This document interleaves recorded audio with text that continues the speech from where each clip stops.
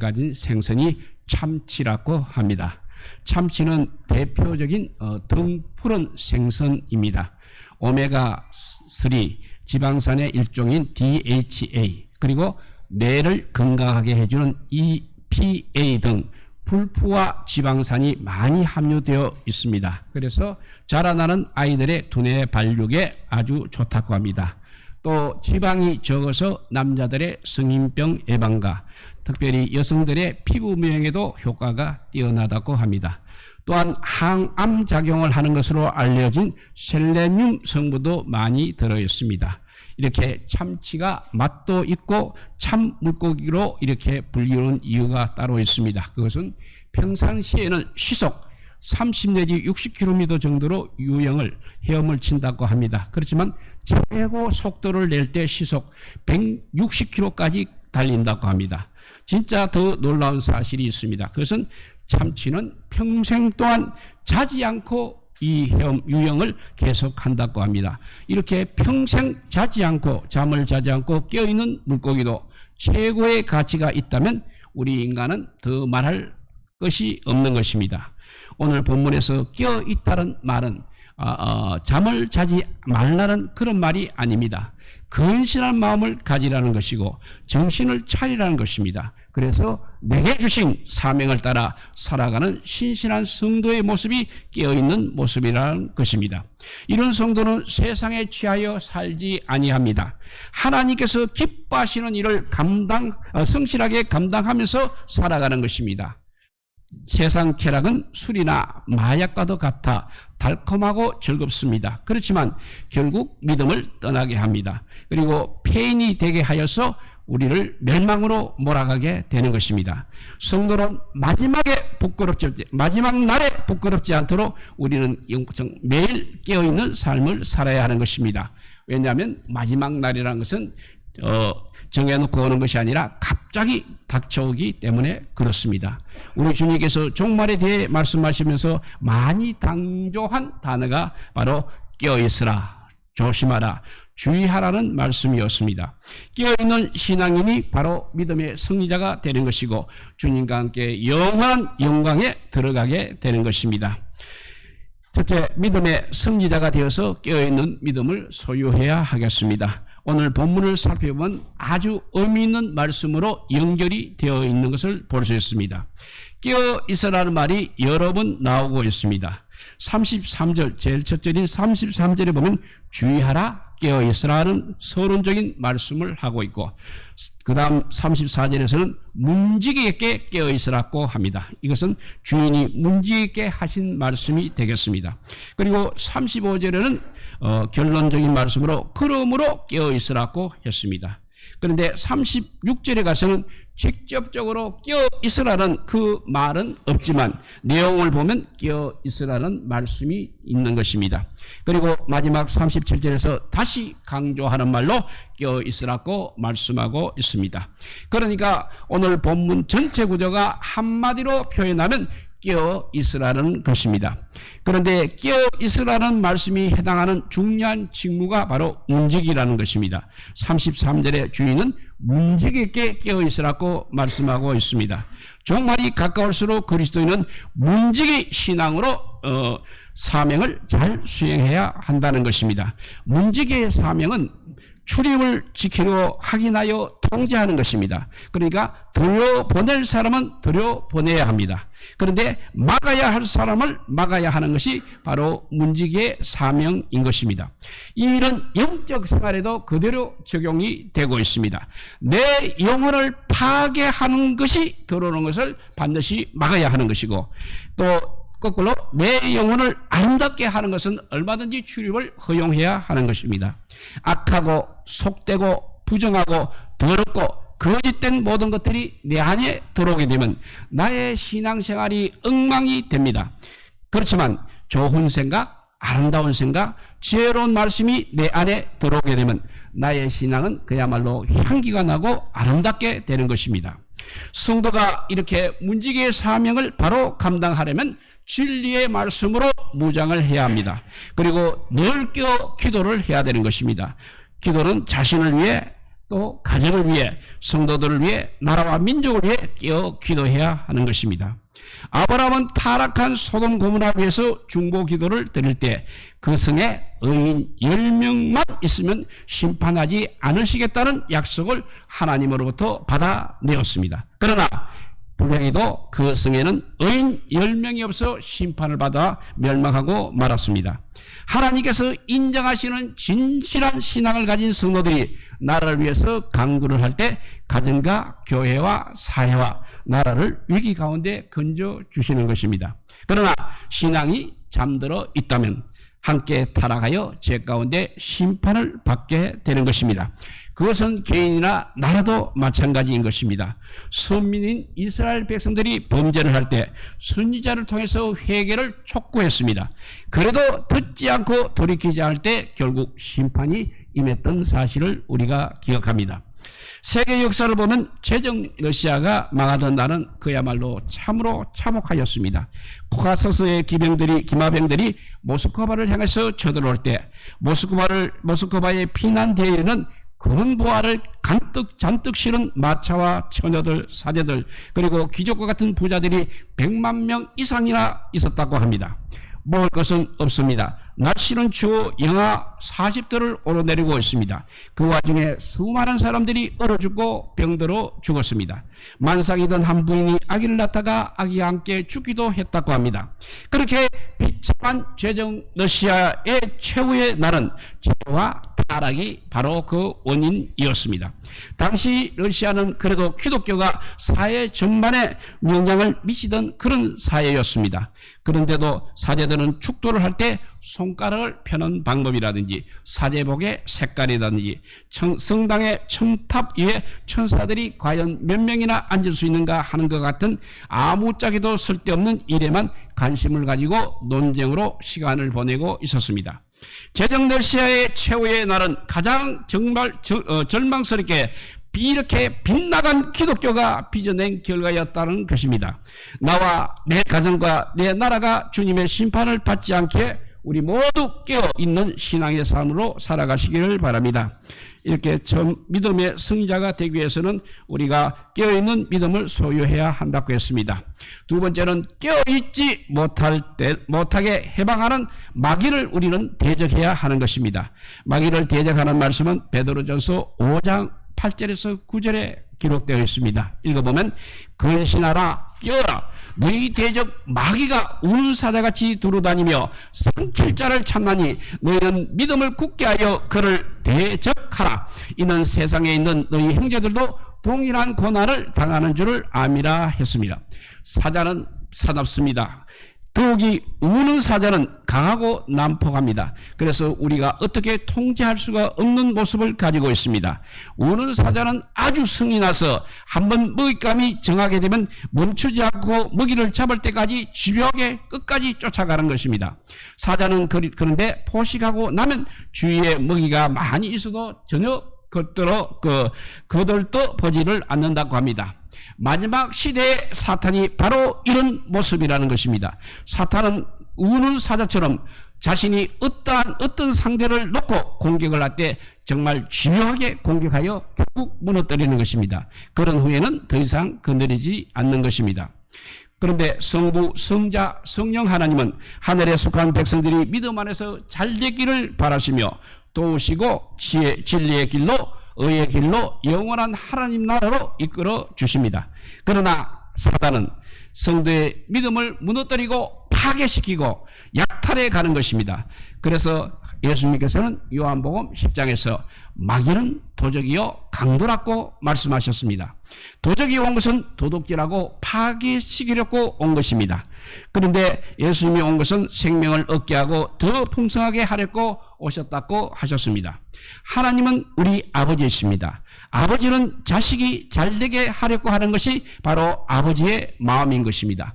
그런데 도둑은 닥치는 도로 빼앗아 자기 욕심을 챙기는 것입니다. 사단과 마귀의 전략의 목표는 결국 대상자를 파괴시키는 것과 나아가서는 죽이고 파멸시키는 것입니다. 마귀의 전략은 공격 대상자의 인격을 파괴시키고 가정을 파괴시키며 인생 전체를 파괴시켜서 결국 죽게 만들어 지옥으로 데리고 가는 것입니다. 그 과정을 보게 되면 먼저 빠지게 하고 있습니다. 무엇에 빠지게 하기 위해서는 유혹을 하게 되는 것입니다. 마귀가 대상자를 유혹할 때 쾌락에 빠지도록 하고 있습니다. 쾌락이라는 것은 정말 달콤합니다. 유혹이란 말 그 자체가 또 달콤하다는 뜻인 것입니다. 많은 사람들이 이 달콤한 것 때문에 유혹에 넘어가고 있는 것입니다. 음란함과 마약과 도박에 한번 빠지게 되면 빠져나오기가 그렇게 쉽지 않은 것은 달콤하기 때문에 그렇습니다. 파리가 꿀을 먹을 때 입만 대고 빨아먹고 빨리 빠져나와야 합니다. 그런데 먹다가 앞발이 들어가게 되면 그 파리는 결국 헤어나지 못하고 죽는 것처럼 유혹이 그렇다는 것입니다. 유혹 다음에는 또 중독이 있습니다. 달콤한 속에 빠지다 보면 결국 중독이 되는 것입니다. 건강에도 듬듬한 것이 좋다고 합니다. 매일 마시는 물, 매일 먹는 밥맛이 얼마나 듬듬합니까? 그러나 그것이 나를 건강하게 하고 살리고 있습니다. 그런데 많은 사람들이 한결같이 달콤하고 매콤하고 그리고 특이한 먹거리에 익숙하다 보니까 중독이 되다 보니까 비만과 갖가지 성인병에 시달리게 되는 것입니다. 우리 성경 진리도 항상 덤덤합니다. 그런데 이단들이 진리의 말씀에 이렇게 가미를 하게 됩니다. 그리고 변형을 시킵니다. 그래서 말씀에 특이한 맛을 내게 하여서 사람을 혹하게 만드는 것입니다. 덤덤한 것을 싫어하는 사람들은 바로 이것을 자꾸 기웃거리다가 결국은 세뇌가 되고 중독에 빠져 살게 되는 것입니다. 그리고는 이제 미쳐서 하수인이 되게 되는 것입니다. 미친다는 것은 결국 자기 본분을 망각하고 위치를 벗어난다는 말입니다. 자기의 본마음을 도둑질 당하고 나니까 결국은 미치게 되는 것입니다. 마귀는 이성에 미치게 하고 또 이성에도 미치게 하고 노름에도 미치게 하고 마약에도 미치게 하고 술에도 미치게 하고 이단에도 이렇게 미치게 만드는 것입니다. 이렇게 미치게 되면 사단의 하순이 될 수밖에 없는 것입니다. 우리 주님의 부르심을 받고 제자가 따르던 가룟 유다에게 마귀가 예수님의 팔려는 생각을 이렇게 넣었더니 그만 가룟 유다는 예수님을 배신하고 팔아버리는 것입니다. 결국 유다는 제자의 직분도 믿음도 구원도 상급도 영광도 다 빼앗기고 말았습니다. 이처럼 미혹에 빠지고 중독이 되고 미치게 되는 결국은 파멸이요 죽음이요 영원한 형벌로 떨어지게 됩니다. 그래서 본문에서 바로 마귀를 대적하라고 하셨습니다. 예수님의 이름으로 대적하고 말씀의 금으로 대적하고 깨어 기도하면서 성령 충만하여 마귀를 대적해서 물리치시기를 바랍니다. 우리 모두 마귀를 대적하여 물리치고 믿음의 성의자 되시기를 주님의 이름으로 축복합니다. 세 번째, 믿음을 시들게 하고 잠들게 하는 또 염려라는 것이 있습니다. 이것도 잘 극복해야 되겠습니다. 염려에 대해서는 베드로전서 5장 7절 말씀입니다. 너희 염려를 다 주께 맡기라. 이는 그가 너희를 돌보심이라 했습니다. 인간은 유한한 존재이기 때문에 살면서 일어나는 여러 가지 상황에 대처해서 사람의 지혜라든지 지식 그리고 힘만으로는 항상 한계에 부딪히는 일이 너무 많기 때문에 결국은 염려와 근심에 빠지기가 쉬운 것입니다. 그래서 시인 농배우는 그의 시 인생 애찬에서 이 세상을 싸움터로 표현을 했습니다. 사실 신앙생활하는 우리 성도들에게는 이 세상이 바로 영적 전쟁터와 같은 것입니다. 그러기에 사도 바울은 성도를 그리스도의 군사로 비유했습니다. 바울은 디모데후서 2장 3절과 4절에서 너가 그리스도 예수의 좋은 군사로 나와 함께 고난을 받으니 군사로 다니는 자는 자기 생활에 얽매이는 자가 하나도 없나니 이는 군사로 모집한 자를 기쁘게 하려 함이라 했습니다.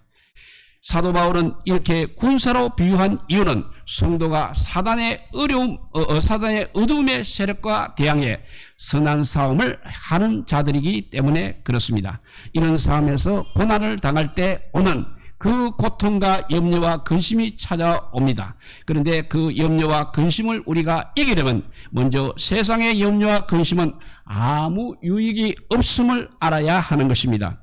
하나님의 고린도후서 7장 10절에 보면 하나님의 뜻대로 하는 근심은 구원에 이르게 하고 간절하게 하고 열심 있게 하는 유익이 있다고 했습니다. 그런데 반대로 세상 근심은 성도의 신앙을 위축시키고 요동케 하며 심지어 신앙을 무너지기도 하고 필경에는 사망에 이르게 하는 것입니다. 인생의 염려는 주로 의식주 문제 때문에 오는 것입니다. 그러므로 이 일에 대해서는 예수님께서 마태복음 6장 25절에 이렇게 일찍이 말씀하셨습니다. 무엇을 위하여 목숨을 위하여 무엇을 먹을까, 무엇을 마실까, 무엇을 입을까 염려하지 말라고 하셨습니다. 못 사는 사람들은 잘 살아버리고 염려하고 있고 또 잘 살고 있는 사람도 더 잘 살려고 염려하고 있습니다. 또 병에 대한 염려도 있고 자녀들에 대한 염려도 있고 사업에 대한 염려 등 한도 없고 끝도 없는 것이 바로 염려입니다. 그러나 이 염려는 백해무익한 것입니다. 다음에 염려로 문제가 해결되는 것이 아님을 우리는 알아야 되겠습니다. 앞에서는 염려가 아무 유익이 없다고 했는데 이제 그 다음 문제로는 염려로 문제가 해결되는 것이 아님을 우리는 알아야 하는 것입니다. 어느 면으로 보면 염려는 인간의 생리적이요 필연적이요 자연스러운 것처럼 보이고 있습니다. 그런데 왜 우리 성경에서는 염려에 대해서 염려하지 말라고 하셨습니까? 예수님께서 마태복음 6장에서 너희가 어찌 어복을 위하여 염려하느냐, 들의 백합화가 어떻게 자라는가 생각하여 보라. 수고도 아니하고 길쌈도 아니하느니라. 그러나 내가 너희에게 말하니 솔로몬의 모든 영광으로도 입은 것이 이 꽃 하나만 못하였느니라고 말씀해 주셨습니다. 그러니까 문제의 해결을 얻을 수 없는 그런 염려에 우리가 얽매여 사는 것의 무익함을 우리에게 지적하여 주신 것입니다. 그리고 염려를 주님께 맡길 때 염려에서 자유하게 됨을 믿어야 하는 것입니다. 염려는 하나님께 대한 불신에서 오는 것입니다. 예수님께서는 의식주 문제에 대해 말씀하시면서 이런 다 이방인들이 구하는 것이라 너희 천국에서 이 모든 것이 너희에게 있어야 할 줄을 아시느니라. 너희는 먼저 그의 나라와 그의 의를 구하라. 그리하면 이 모든 것을 너희에게 더하시리라고 말씀하셨습니다. 하나님을 의뢰하는 사람은 염려하지 않는 것입니다. 미래에 대한 불안은 하나님의 약속을 믿지 않는 불신입니다. 그렇기 때문에 우리의 염려를 책망하시는 것입니다. 감사 대신 불평이나 원망하는 것도 하나님에 대한 불신앙에서 나오는 것입니다. 빌립보서 4장 6절에서 7절에 보면 아무것도 염려하지 말고 다만 모든 일에 기도와 간구로 너희 구할 것을 감사함으로 하나님께 아뢰라. 그리하면 모든 지각에 뛰어난 하나님의 평강이 그리스도 예수 안에서 너희 마음과 생각을 지키시리라고 하셨습니다. 우리 모든 염려를 믿음으로 주님께 맡겨 염려에서 자유하시기를 주님의 이름으로 축복합니다. 이제 오늘 말씀 세 가지로 정리합니다. 오늘은 깨어 있으라는 제목으로 은혜를 나누었는데, 첫째는 믿음의 승리자가 되기 위해서 깨어 있는 믿음을 소유해야 한다고 했습니다. 두 번째는 깨어 있지 못하게 해방하는 마귀를 대적하라고 했습니다. 세 번째는 믿음을 시들게 하고 잠들게 하는 염려를 잘 극복해야 한다고 했습니다. 우리 모두 깨어 있는 믿음으로 믿음의 승리자가 되시기를 우리 주님의 이름으로 축복드립니다. 기도하겠습니다. 사랑의 하나님 감사합니다. 오늘도 귀한 말씀 우리에게 주셨습니다. 그냥 세상 사는 대로 우리가 살아가지 않고 주님만 바라보고 살아가라고 우리에게 깨어있으라고 말씀해 주신 것 감사합니다. 마지막 날 오는 것도 우리가 깨어있어 바라봐야 되겠고, 또 그동안에 우리가 세상 살면서 생기는 모든 어려움도 잘 극복할 수 있도록 마귀도 대적해야 되고 염려도 극복해야 되겠습니다. 이 모든 것 아버지 주님 앞에 예배하며 찬양하며 우리 믿음으로 얼마든지 이길 수 있고 극복할 수 있는 것임을 깨닫고 주님 앞에 나오기를 절기하는 우리 모두가 되게 하여 주시기를 간절히 빌고 원하오며 우리 구주 예수 그리스도 이름으로 기도드리옵나이다. 아멘.